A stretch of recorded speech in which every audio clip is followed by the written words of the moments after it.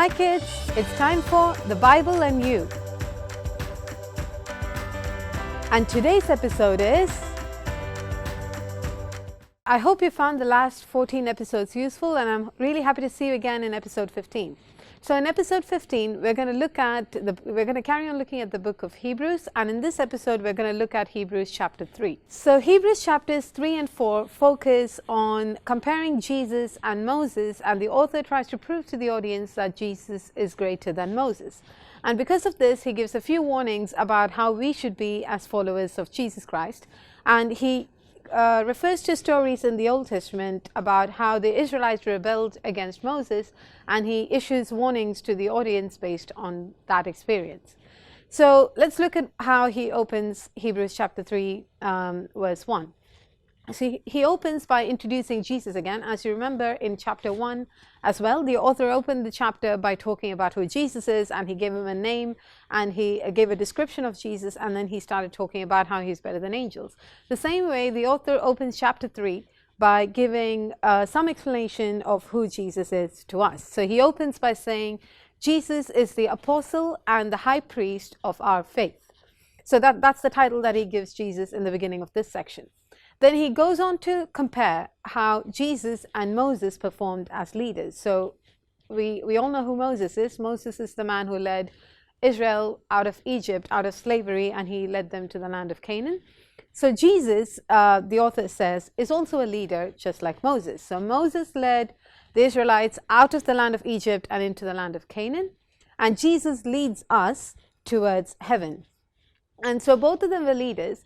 And then here the author says that Moses was faithful in all of God's house as a servant. So we see God saying this about Moses in Numbers chapter 12 verse 7. And God says, there is no one who is so faithful in my house like my servant Moses. So the author uses that reference here, and he says Moses was faithful in all of God's house, and so was Jesus. Jesus was also faithful in all of God's house, in obeying God and in fulfilling his will. But there is a big difference here between Moses and Jesus. So Moses was a servant. God called Moses his servant. But God did not call Jesus his servant. God called Jesus his son. So Moses was obedient and faithful to God as a servant, whereas Jesus was obedient and faithful as a son. And that makes Jesus greater. Just like the author compares angels and Jesus in the first chapter and says Jesus is greater because he's the son, he does the same sort of comparison here. He says Jesus is greater than Moses because Moses is a servant, whereas Jesus is the son of God. And he carries on giving another explanation up to verse 6. And what he explains here is based a little bit on Jewish traditions. So let me explain the background to these verses first so that you can understand what the author is trying to say a little bit better. So in ancient Israel, the way that families used to function was that every family had a head, and the head was usually the father or the patriarch of that family. So let's say there's a father, mother, and then they have a lot of children, and they're married, and they have their own families, and they have children. All of them would live together as one family with the father as the head. And whatever the father sets as a rule, everyone would obey it. No one would ever talk back or challenge the father. Whatever the father says is what the entire family used to follow as the law. And as in return, the father would protect the entire family. So no one could step foot into the family and hurt anyone in that family without going past the father first. So the father lays the rule for the family. On the other hand, he's the head of the family. He's the leader of the family. On the other hand, it's also his responsibility to protect every member of the family. So we also see this if you read through the Old Testament. Every tribe has a head. Every tribe has sometimes in some versions that person is called the prince, and every tribe is given in the list in Numbers. Every tribe is given a head, and that person is the head or the father of that the families in that tribe. So that's how things used to work in ancient Israel. So remember that this book is written to Jews who believe Jesus Christ, and so these people would be familiar with these traditions. So the author writes the next part with this in mind, and he explains to them that in God's family, God is the father, and the person and Jesus is the son, whereas Moses is the servant. So if you think of a family, Moses is the servant in the family, whereas God is the father and Jesus is the son. So just like the son, who is the next head, right, he would be the next person to take over the family, he has more importance and he has more value than a servant. Jesus holds a greater position than Moses, because Jesus, even though he was the son, he obeyed, whereas Moses obeyed as a servant. So that makes Jesus greater than Moses. That's the next comparison that he makes. So from here on, the author refers to an Old Testament prophecy between verses 7 and 11. He refers to a prophecy that God speaks in, and if you can find this prophecy in Psalms chapter 95 verses 7 to 11. And this prophecy refers to Israel's rebellion against God in the wilderness. So we need to stop here for a minute and go back to see what the context of this prophecy is, and when did God say that, and what did the Israelites do to make God that angry, and for us to understand a bit better why this prophecy is being quoted here. So when Moses brought the Israelites out of Egypt, he leads them through the wilderness and he brings them to a place called Kadesh Barnea. From here, Moses decides to send spies who would look through the land of Canaan. Before Israel actually enters the land of Canaan, they wanted to send spies to look through the land of Canaan to find out what kind of place it is, who lives there, how do we attack and where do we attack from, how much land is there, and all of these things. So they sent people to survey the land and to come back with information on how they can proceed further. So Moses chooses 12 spies, one person from each tribe. So there are 12 tribes in Israel, and Moses chooses one person from each tribe and sends these 12 spies to Canaan to look through the land and to come back with news about what the land has. So these 12 spies walk through the entire land of Canaan for 40 days, and they come back to their camp, and on their way back they bring back some of the fruit of the land, the Bible says, and they bring that back. And when the people ask them, so what did you see? Because the people haven't seen the land, but the spies have. So they ask the spies, what did you see in the land of Canaan? Is it really a land that flows with milk and honey? And they start off okay. So the spies start by saying it's a good land that God has brought us to. And then they describe it a bit more, and then they say, but we saw the giants that lived there. And as soon as they mentioned the giants, the people started to complain, and they started to have doubts, and they started being afraid about what they would do and how they would face these giants in battle.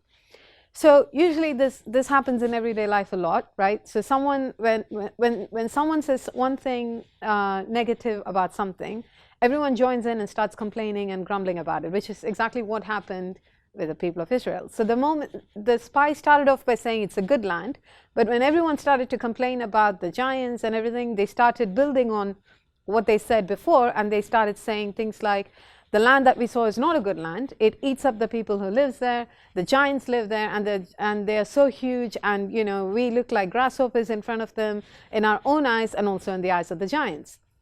And so they started building on their complaint, and they started exaggerating things more than they need to be, and this caused a lot of confusion among the people of Israel.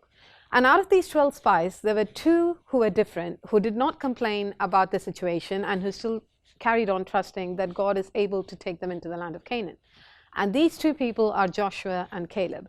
So Joshua is from the tribe of Ephraim, and Caleb is from the tribe of Judah. Other than these 2 spies, all the other spies complained about the land of Canaan. So after hearing the complaints of these spies, the people were very discouraged, and they started to, so the Bible says every family gathered at the entrance of their tents and started to cry and started to weep. And they even they started complaining against Moses, and they even planned to go back to Egypt because they thought they had a better chance of having a life there than in the land of Canaan. So when God saw that the 10 spies, not only did they not believe in God, they also distracted the people of God from believing in God, and they sowed a seed of doubt in the hearts of these people. So the people started to complain, saying, we're going to die in the desert, our children are going to become fatherless, our wives are going to become widows, and they started to complain about the entire situation. When God saw this, he was very angry about only one thing, and that is what the author of Hebrews focuses on in chapter 3. And that was the fact that these spies and also the people of Israel did not believe or did not trust that God was able to fulfill his promise. So it was their unbelief that caused them to sin and to complain and to talk against God, which is what happens in our life a lot, right? So we only start complaining and complaining about God, complaining to God, and we start crying and everything when we don't believe that God is able to take us through that situation, which is a similar scenario that the Israelites were going through in at the border of the land of Canaan. So what God does is that he gets very angry, and he says that the 10 spies who confuse the people are going to die on the same day, which happens. So all 10 of them die on the same day.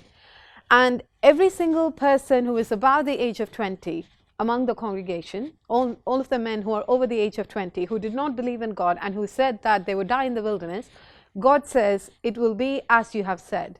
So just like you said, we're going to die in the wilderness, our children are going to become fatherless, our wives are going to become widows, that's going to happen. You're going to die in the wilderness for the next 40 years, over the next 40 years, and your kids, whom you said would be fatherless, will be the people to enter the promised land. So God punishes them to wander in the wilderness for 40 years, 1 year as punishment for each day that they spent in the land of Canaan spying the land.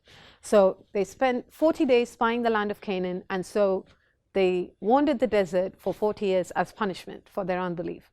So the author of Hebrews quotes a prophecy from the book of Psalms, where David prophesies saying that today, so the children of Israel, when they heard God's voice in the wilderness, they did not believe in God, they did not trust in God.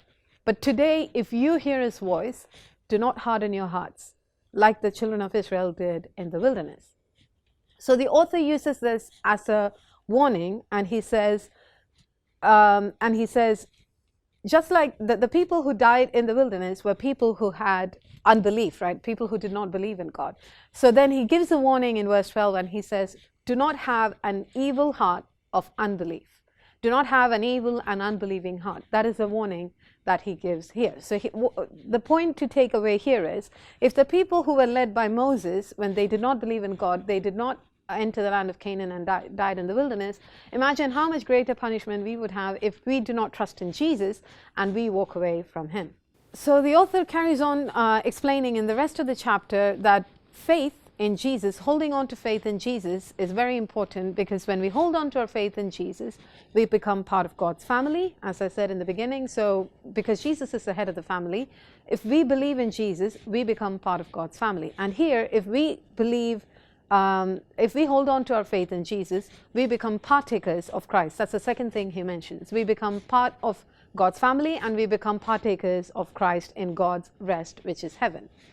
And finally, he closes the chapter by repeating the same warning again, and by saying that who died in the wilderness, who faced God's wrath, who was punished by God, whose bodies fell dead in the wilderness. It was the Israelites who did not believe.